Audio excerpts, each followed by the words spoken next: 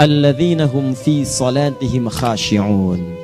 Syarat pertama, kalau ingin mendapatkan surga Firdaus tadi dan kebahagiaannya diturunkan ke bumi, dibawa sampai mati, masuk ke alam kubur lebih bahagia lagi, maka amalan pertama untuk melatih menguatkan iman itu, coba berlatih untuk menunaikan sholat dengan khusyuk. Kalau Anda kerjakan benar sholat ini, maka apa yang Anda dapatkan? Teman-teman ingat betul, saya mau tanya sebentar.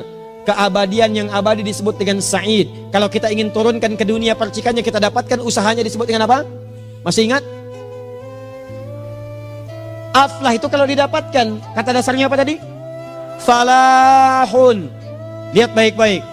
Kata Allah dalam Al-Quran tadi, kalau ingin mendapatkan falahun, amalan pertama sholat. Makanya ketika dipanggil sholat, kalimat falah dilekatkan pada panggilan sholat. 5 kali diingatkan. Begitu muadzin kemudian azan memanggil Anda, hayya 'alas shalah. Anda bertanya, ya Allah kenapa kami mesti sholat? Dijawab, hayya 'alal falah. Yuk, pagi yuk. Yang sejati datang sini.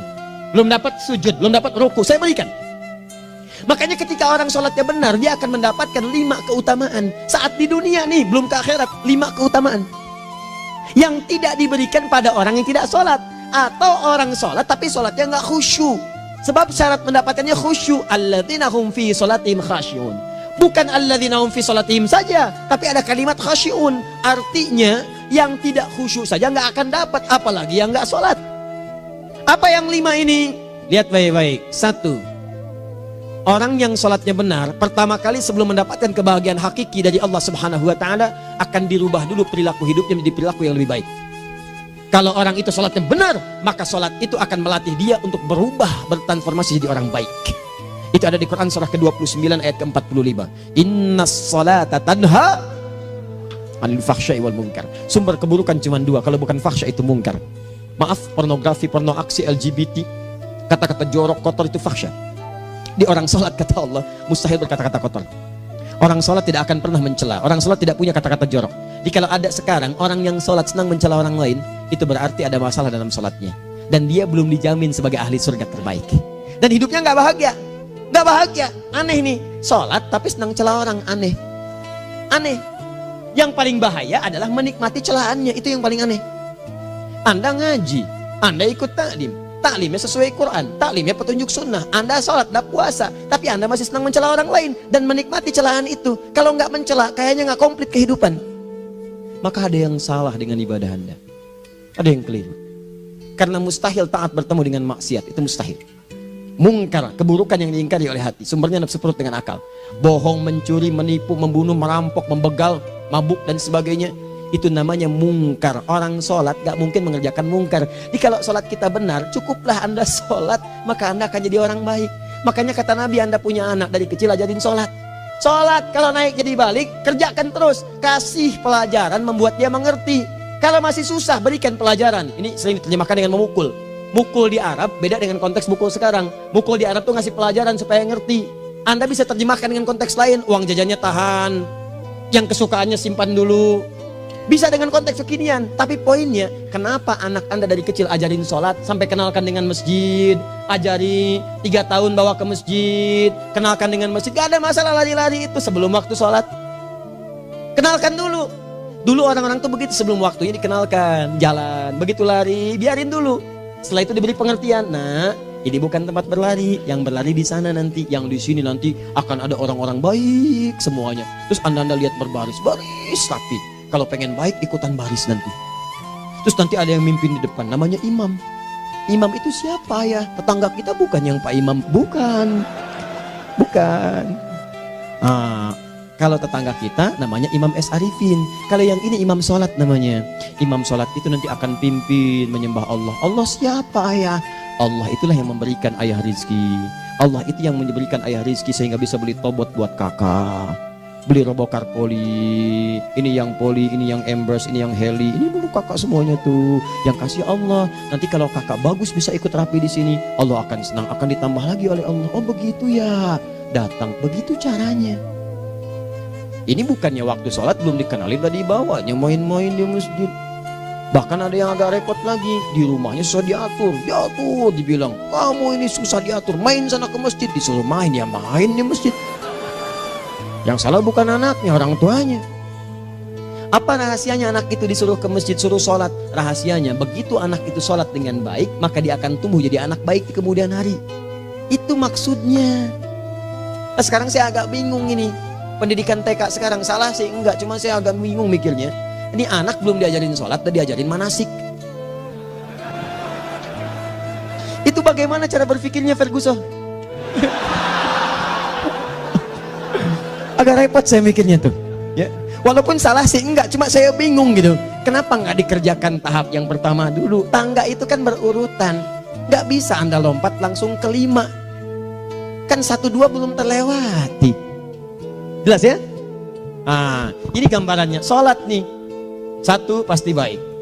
Ini kalau sekarang sholat, lisan belum baik, mata belum baik, sampai ke kaki, berarti ada yang salah sholatnya tuh. Ada yang nggak tepat. Tangan sembarangan, snack orang ngambil. Awas. Tuh sendal orang, mau wudhu nggak ada sendal, pakai sendal orang. Udah bilang belum? Kehujanan pakai payung orang. Udah bilang belum? Ya kan gampang Ustaz. Ini kan juga mungkin diikhlaskan karena Allah. Ya ikhlas, cuman pakainya belum minjam. Bagaimana kalau sedang pegang payung itu keluar, Anda meninggal? Coba mikirin ke situ. Coba ke kantor. Kalau didorong proyek yang nggak jelas, minta tanda tangan, pikirin lu bagaimana kalau meninggal. Kemarin saya sama teman-teman artis saya katakan begini, Anda ya, kalau Anda mengaji dengan saya, jangan pernah menerima peran maksiat.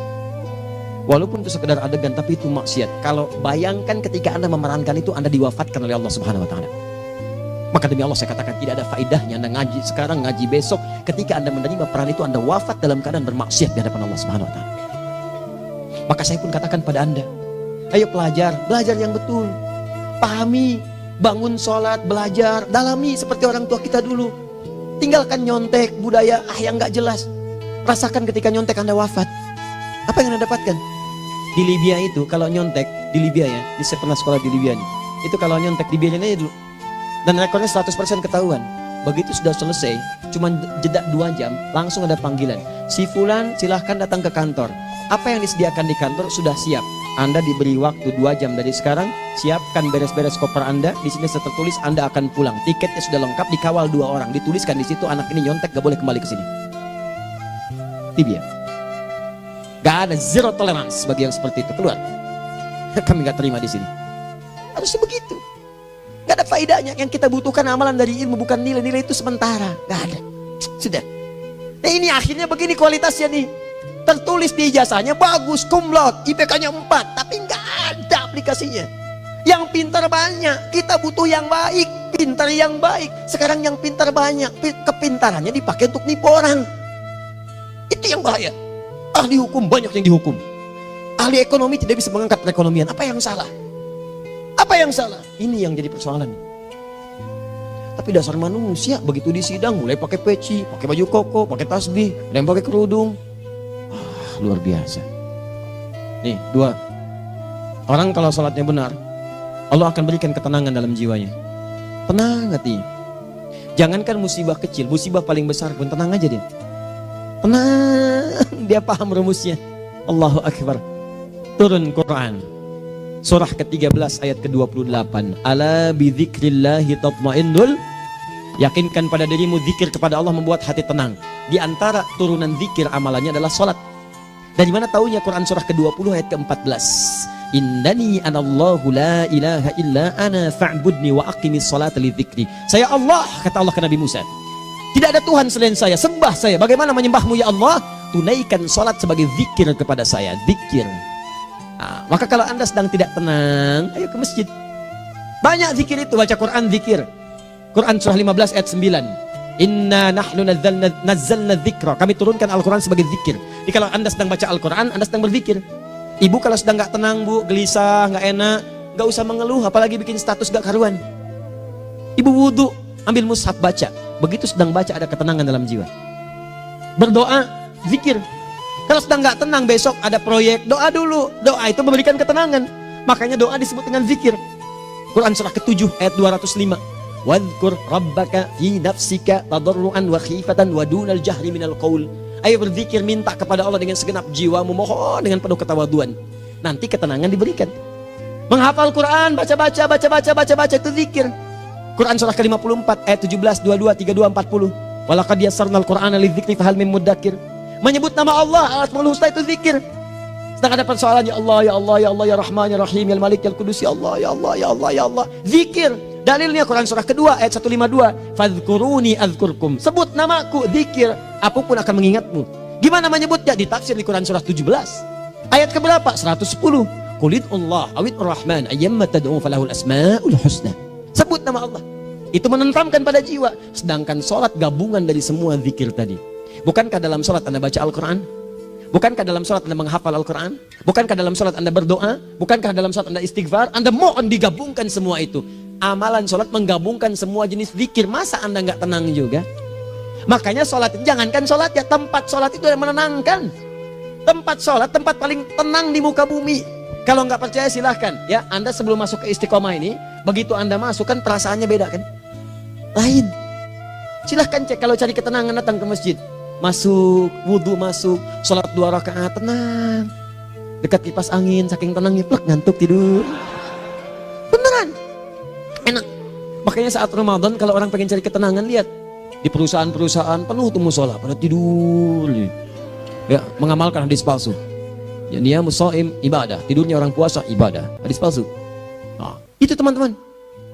Itu gambarannya tiga. Orang yang salatnya khusyuk benar, itu dijamin langsung oleh Allah Subhanahu wa taala akan dimudahkan semua urusan hidupnya termasuk rezekinya. Ini yang saya katakan. Jadi saya katakan tadi, di akhirat ini, di surga, rezeki tinggal ngambil. Anda kalau benar salatnya, itu langsung dijanjikan oleh Allah. Rezeki itu nggak perlu Anda banyak pikirkan. Ikhtiar sedikit datang, bahkan dari sisi yang tidak Anda duga. Apa dalilnya? Quran surah ke-65 ayat 2 dan 3. Ditafsir di Al-Baqarah ayat 2 dan 3. Wa may yattaqillaha yaj'al lahu makhraja. Ada orang yang meningkatkan takwanya kepada Allah, kami mudahkan urusan hidupnya. Setiap persoalannya diberikan jalan keluar, mudah. Solusi. Setiap ada problematika, ada solusi. Wa yarzuqhu min haitsu la yahtasib. Dan kalau dia ingin mendapatkan rezeki, bahkan kami kirimkan dari sisi yang tidak dia duga. Orang lain capek ini datang lagi, tawaran proyek datang lagi. Utsman tuh Masya Allah, kayanya banyak. Tapi yang paling dirindukan bukan saat mendapatkan peningkatan omsetnya, yaitu saat dia mendapatkan waktu khusus dengan Allah untuk sholat. Malam hari sampai-sampainya sempat sholat tahajud sampai khatam Al-Quran. Abdurrahman bin Auf demikian, Tamim Ad-Dari demikian. Sholat karena tahu sholat itu meningkatkan rizki. Karena tahu kuncinya ada di situ, Allah yang punya rizki. Disebut dengan Razzaq, pemilik rizki. Maka saya harus punya hubungan dekat dengan Allah. Kalau sudah punya hubungan dekat, mau apa aja gampang. Belum minta, udah diperhatikan. Silahkan cek, Anda punya hubungan baik dengan bos Anda di kantor. Ya, sebelum Anda minta, beliau udah pikirin tuh. Telepon bendahara. Dia udah ngambil belum gajinya?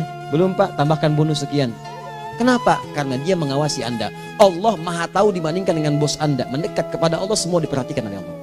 Siapa orang takwa itu? Kalimat takwa pertama di Al-Quran Al-Baqarah ayat 2, amalannya ayat 3. Dzalikal kitabu la raiba fihi hudal lil. Siapa muttaqin itu? Ayat 3-nya. Alladzina yu'minuna bil ghaib wa yuqimunas shalah. Gampang. Kalau pengen mudah hidupnya gampang. Biaya nggak mahal, tenaga nggak banyak, tingkatkan takwa nih. Jadi kalau hidup Anda masih susah, di kantor champion, di rumah tangga bermasalah terus, atau sebaliknya, maka boleh jadi kalau gelar Anda tinggi, harta Anda banyak, tapi selalu punya masalah, bukan Anda kurang hebat, bukan Anda kurang kedudukan, bukan Anda kurang kaya, Anda kurang takwa. Dan yang paling dahsyat, mungkin sholat Anda belum berkualitas. 4. Orang yang sholatnya benar, khusyuk dia, bahkan saat sholat itu kalau dia minta, maka seketika doanya akan dikabulkan. Tanpa diskusi, langsung seketika. Contoh, Quran surah ketiga ayat 38-39. Demi Allah saya katakan, Nabi Zakaria punya masalahnya pelik. Sudah berumah tangga, istrinya divonis monopos, maaf bahkan mandul. Gak mungkin punya keturunan. Maka apa yang beliau kerjakan? Secara singkat beliau sholat. Begitu sholat minta kepada Allah. Hunalika da'a Zakaria rabbah. Di mihrab itu beliau bermohon kepada Allah. Bermohonnya sambil sholat. Qala rabbi habli min ladunka dzurriyyatan thayyibah innaka sami'ud du'a. Ya Allah, mereka katakan saya nggak mungkin punya keturunan. Sekarang saya ingin katakan, ya Allah, saya hanya minta darimu saja, saya nggak akan dengarkan mereka. Ya Allah, mohon engkau maha mendengar, ya Allah. Maha mendengar doa saya. Kalau kepada yang maha mendengar aja nggak mengabulkan, kepada siapa lagi saya mesti minta? Apa yang terjadi? Fanadatul malaikatu wa huwa qa'imun yusalli fil mihrab. turun malaikat mengabarkan, sedangkan beliau masih sholat, belum selesai dalam sholatnya. Sholat khusyuk itu belum selesai sholat aja dikabulkan, doa sudah turun. Sholatnya belum selesai, doa sudah dikabulkan. Annallaha yubashshiruka bi Yahya. Allah kasih kabar gembira, doa kamu didengar, dikabulkan, kamu akan punya anak, namanya langsung dari Allah Yahya, artinya hidup yang mustahil menurut manusia. Lahir seorang dari rahim perempuan yang menepus dan mandul, bayi yang hidup, kata Allah nggak ada yang mustahil bagiku, jadi dan jadi dia. Berita baiknya, Nabi Zakaria sholat dikabulkan. Umat Nabi Muhammad sebelum sholat sudah ditunggu oleh Allah, mau minta apa, aku kabulkan sekarang. Hadisnya qudsi, saya bacakan. Hadatsana qala Rasulullah sallallahu alaihi wasallam, qala Allahu azza wa jalla, qasamtu shalah baini wa baina abdi. Kata Allah, saya bagi dua ya salat antara aku dengan hambaku. Wali abdi ma sa'ala. Kalau hambaku benar salatnya, aku berikan apapun yang dia minta sekarang. Idza qala al-abdu alhamdulillahi rabbil alamin. Bagian pertama, kalau hamba benar membaca Al-Fatihahnya dari alhamdulillahi rabbil alamin, kalau Allah azza wa jalla dijawab oleh Allah, hamadani abdi, hambaku sedang memujiku. Wa idza qala ar-rahmanir rahim, jika hambaku berkata ar-rahmanir rahim, qala Allah azza wa jalla athna alayya abdi, hambaku sedang menyanjungku. Wa idza qala maliki yaumiddin, qala Allah azza wa jalla majjadani abdi, kalau hambaku mengatakan maliki yaumiddin, kata Allah hambaku sedang mengagungkanku. Perhatikan sekarang. Wa idza qala al-abdu iyyaka na'budu wa iyyaka nasta'in, jika hambaku berkata sekarang, ya Allah, kami sekarang ibadah, sholat menyembahmu, dan kami sekarang sedang punya masalah, kami hanya minta tolong kepadamu ya Rabb. Apa jawabannya? Beda dengan sebelumnya. Kata Allah, hadza baini wa baina abdi, inilah perjanjian antara aku dengan hambaku. Wali abdi, kalau hambaku benar khusyuk sholatnya sampai detik ini, baru sampai Al-Fatihah itu pun belum tuntas, baru sampai Al-Fatihah itu pun belum tuntas. Kalau benar bacaannya betul, sholatnya dari takbir sampai dengan selesainya, sampai ayat itu, iyyaka na'budu wa iyyaka nasta'in, kata Allah, masalah apapun yang dia minta sekarang, aku akan kabulkan. Besok saya kasih rahasia yang di KBP. Ada awal pembuka di awal sebelum Al-Fatihah yang kalau Anda benar bacanya, itu pengantar kepada pengambulan doa di Al-Fatihah. Apa itu? Besok. 5. Yang kelima ini yang paling diharapkan, dan ini penutup dalam kajian kita malam ini. Teman-teman sekalian, perhatikan baik-baik. Jika Anda benar mengerjakannya, maka Allah akan jamin langsung Anda akan mendapatkan kesuksesan dan kebahagiaan di semua aktivitas Anda. Kalau jadi suami yang sukses, rumah tangga yang bahagia. Kalau jadi pegawai yang sukses, dan di kantor bahagia. Masih ingat? Kesuksesan yang menghadirkan kebahagiaan, konteksnya dunia disebut dengan falah, dipegang disebut dengan aflah. Dikembalikan lagi ke atas, ke surah ke-23 ayat 1 dan 2. Qad aflahal mu'minun. Apa amalannya? Alladzina hum fi salatihim khashi'un. Persoalannya, kalau Anda sholat belum mendapatkan satu di antara 5 ini, apa masalahnya? Pertama masalahnya, kata Al-Quran, boleh jadi yang sholat itu belum khusyuk. Apa itu khusyuk? 2 maknanya, dan saya tutup di sini. Apa yang 2 itu? 1, kebanyakan orang sholat masih membawa dunia dalam sholatnya. Makanya kalau pengen khusyuk, kata Allah, maka Anda rasakan akan bertemu Allah. Rumusnya Quran surah kedua ayat 45 sampai 46. Rasakan secara singkat, mungkin itu sholat terakhir yang Anda akan kerjakan dalam kehidupan. Mungkin di sholat itu Anda wafat. Kata Allah, alladzina yadhunnuna annahum mulaqu rabbihim. Orang khusyuk itu sudah kelihatan dari sebelum sholat, dia sudah merasa persiapan menghadap Allah. Persiapan ke manusia aja, dia sudah siap-siap, mandi dulu, ganti pakaian, pakai parfum, macam-macam dan sebagainya, hanya memenuhi undangan manusia. Allah mengundang Anda 5 kali dalam sehari. Ya maaf, mengabulkan doa Anda, mencukupkan kebutuhan, menyembuhkan kalau sakit, disiapkan Anda. Harusnya apa? Penampilan sempurna. Kata Quran, orang khusyuk itu kelihatan sebelum sholat, pakaiannya kelihatan. Quran surah 7 ayat 31, ya bani Adam khudhu zinatakum inda kulli masjid. Hai anak cucu Adam, kalau tiba panggilan dari masjid, kenakan pakaian terbaikmu. Di anak cucu Adam tuh kelihatan. Kalau orang khusyuk, begitu adzan kelihatan pakaiannya lain, pakaiannya indah. Khudhu zinatakum, kenakan pakaian terbaikmu. Dipakai, bertemu Allah, bertemu manusia aja pakaian bagus-bagus. Ini aneh ya, ada orang salah ibadah aja, orang salah ibadah pakaiannya bagus-bagus. Lihat nih hari-hari tertentu, besok tuh orang mau ke tempat masing-masing tuh, ada yang pakai jas, pakai dasi, pakai batik, pakai kebaya, anaknya dibawa, dikuncir 2, bawa manisan macam-macam. Mau salah ibadah aja tampilan bagus. Masa antum yang benar ibadahnya nggak bagus? Bedakan pakaian futsal, pakaian sholat ganti dengan yang sholat. Ini gimana pakaian sholat pakai pakaian futsal? Depannya gambar Messi, belakang Ronaldo. Repot. Malaikatnya juga bilang, kamu salah baju, harusnya Luka Modric.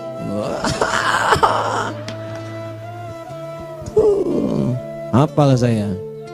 Ayo mau tanya apa? Mourinho dipecat saya tahu. Lagi nganggur sekarang, ditawarin Benfica dia nggak terima. Sekarang jadi dia komentator di beIN Sport.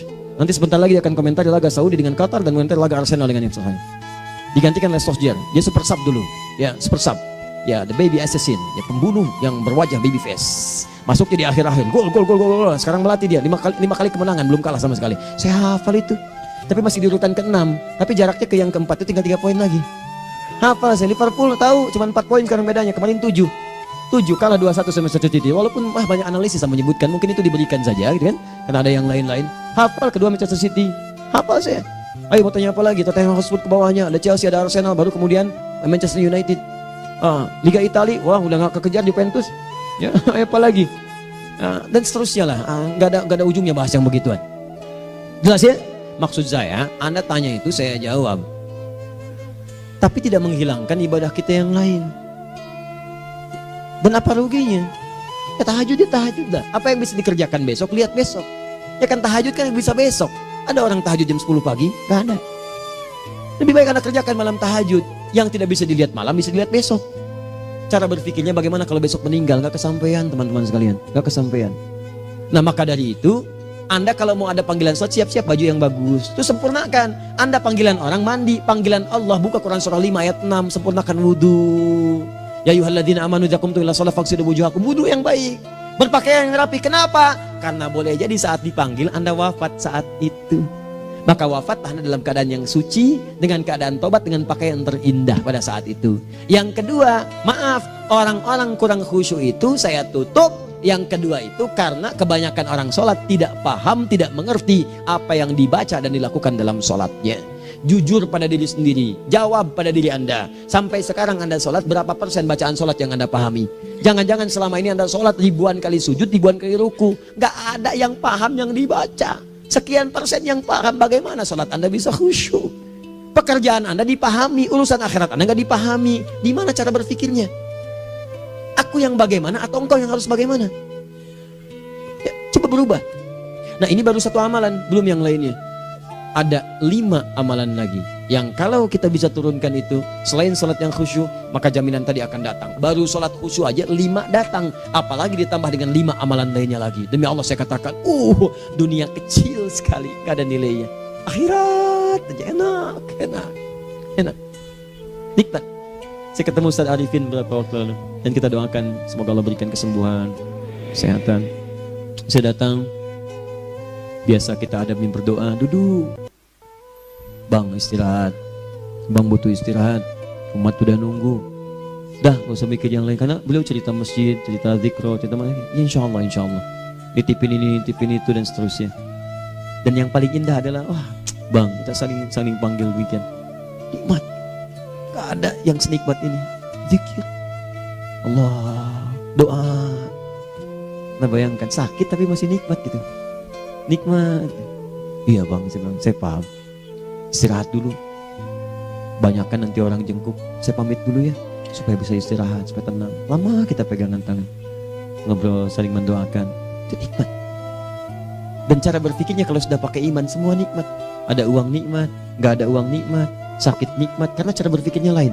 Nanti kita bertemu lagi, saya terangkan pada Anda, dan saya contohkan satu kisah. Bahkan ketika ada orang yang diuji Allah dengan ujian yang sangat luar biasa, yang menurut sementara orang itu ujian sangat luar biasa menggetarkan jiwanya dan susah untuk bertahan, tapi orang ini nikmat saja menjalaninya. Nikmat. Ada yang di rumah tangga, ada yang di macam-macam. Contohnya banyak.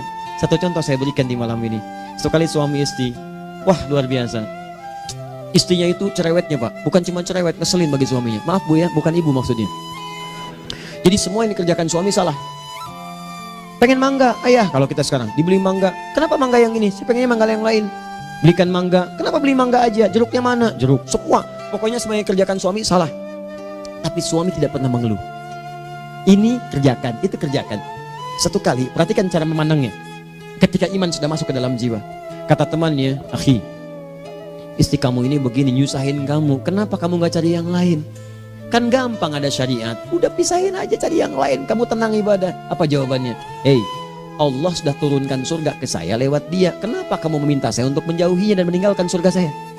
Di cara melihat dia, bukankah ketika ada berbagai keluhan saya sabar? Bukankah sabar mendekatkan saya ke surga? Allah kirimkan tipikal istri seperti ini supaya mendekatkan saya ke surga.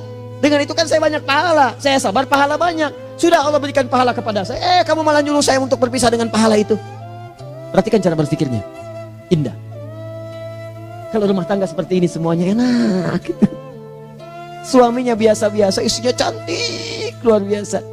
Begitu berdandan kelihatan kata suaminya, Masya Allah, wajahnya tak berpaling, mata tak berkedip. Kata istrinya, ya zauji madzabik, sayang kamu kenapa? Wallahi syakiran lillah bihadari. Demi Allah, aku bersyukur mendapatkan istri secantik kamu. Kata istrinya, nahnu fil jannah zauji, kita berdua di surga.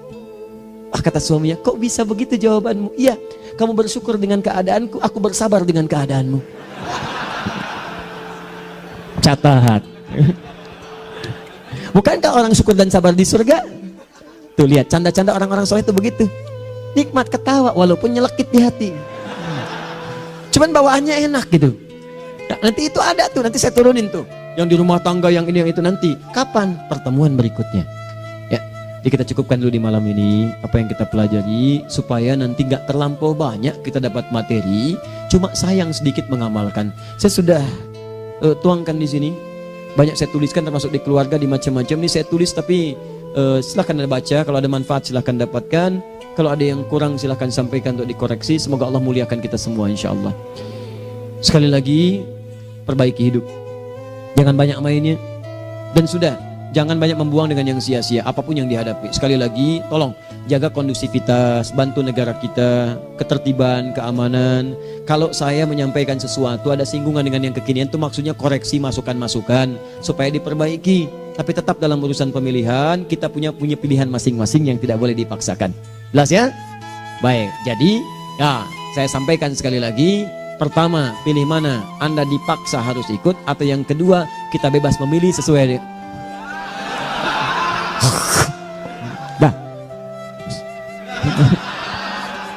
sudah ya. Jadi kita akhiri, subhanakallahumma bihamdika asyhadu an la ilaha illa anta astaghfiruka wa atubu ilaik. Wa akhiru da'wan alhamdulillahirabbil alamin. Berjumpa besok sesi terakhir fikih ikhtilaf di Masjid Ar-Rahman Kota Baru Parahyangan. Assalamualaikum warahmatullahi wabarakatuh.